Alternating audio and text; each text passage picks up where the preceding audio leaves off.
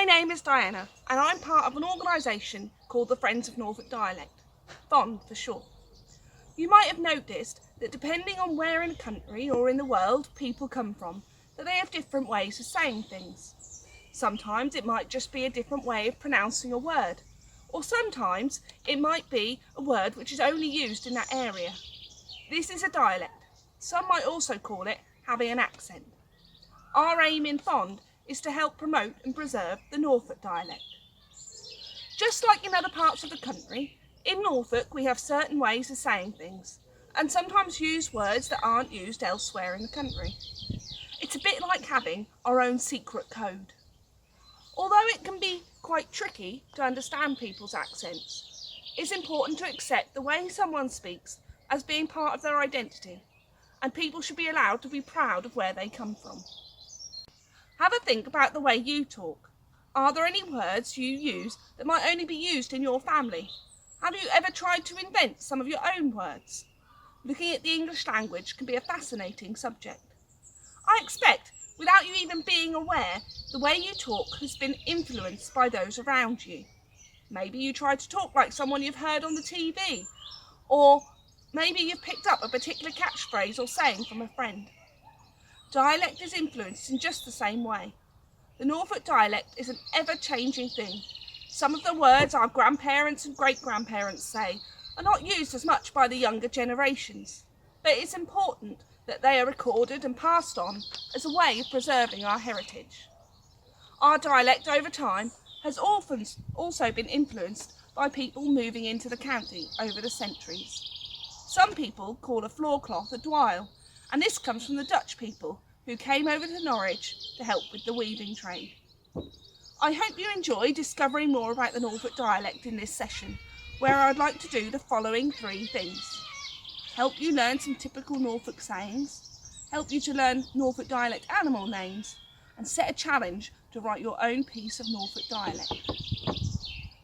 So, to introduce you to some of the typical Norfolk phrases, I went to have a marble, that's a dialect word for chat, with Colin Burley. Hello all on you. How you getting on together? Now I got to tell you something. When I was a boy, I was a Roman. My mother used to say she used to get something savage because I used to keep panicking about. She used to say when I was setting up the table, now look here boy, do you stop your jiffling and don't you keep pingling along your grub, because do you do, I'm going to fetch you a ding round the lug. Now then children, would you know what I'm talking about? Let me explain. What I was saying was, hello all of you, together, all of you that is.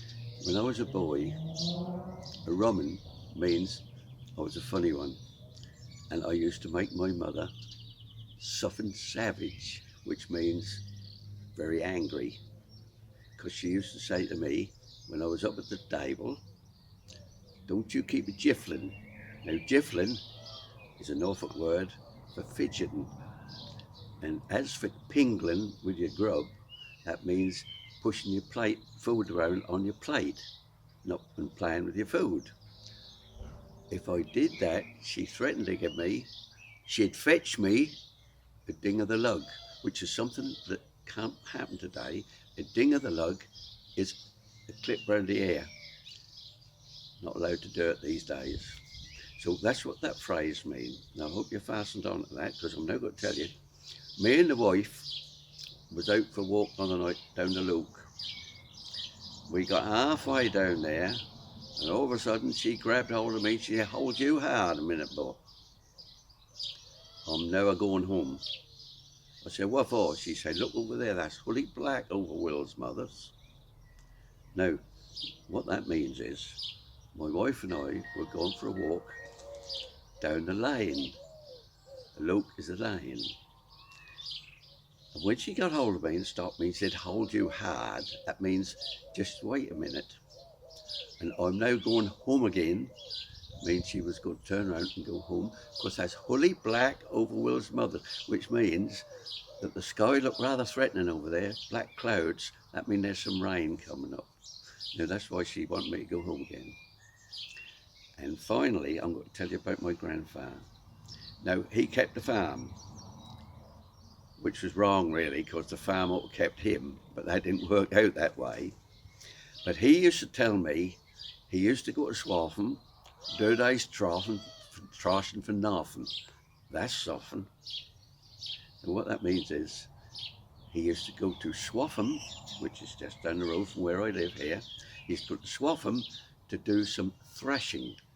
Trashing is thrashing for nothing. That means he didn't get paid. And he used to say, that's soften, as much as say, that ain't right, is it? So he used to go to Swaffham, do a day's trashing for nothing. Thrashing for nothing for a day. Well now, I'm going to say cheerio to you now, so you behave yourselves, don't you? Cheerio together, mind how you go. Perhaps you'd now like to pause the video and have a go at speaking some of the phrases Colin has just said. We've provided you with a list and also added some more phrases. You may even be able to have your own marble with a partner.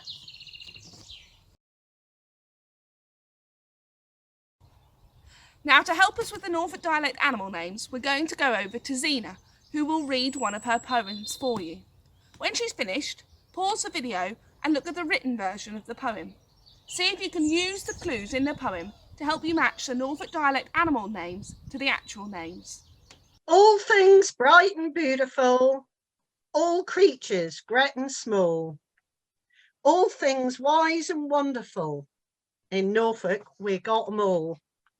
The Hanser on the riverbank with long beak and grey coat, he stand there poised to catch a fish, we see him from our boat.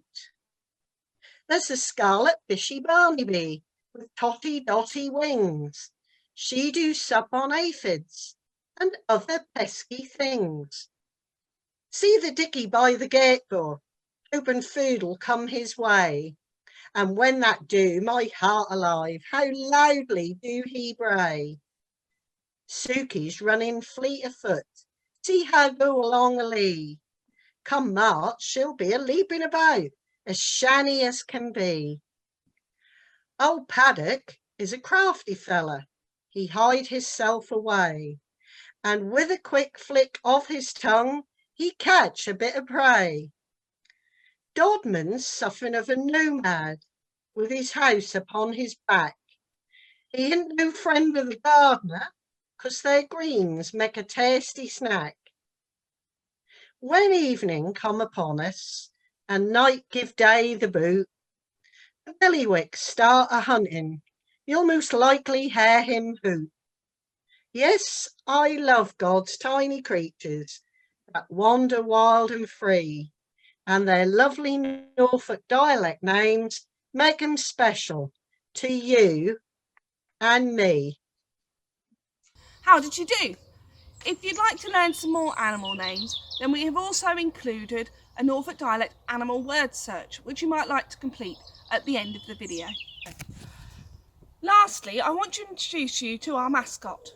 You might know this as a scarecrow, but in Norfolk, we also call it a mawkin. And we use our mawkin as a logo for Fond, and we also publish a magazine called the Merry Mawkin. Inside you can find lots of stories and poems, and sometimes people take a traditional nursery rhyme or story and try to write it in dialect. You can see from Zena's poem that sometimes people try to write the Norfolk dialect phonetically. That means spelling it as it sounds. My final challenge to you is to have a go at writing or recording your own piece of Norfolk dialect. If you like, you could send them in to us and we will consider them for publication in our Merry Mawkin magazine. Well, that's all from me. Fare you well together, and let's try to keep that Norfolk dialect alive.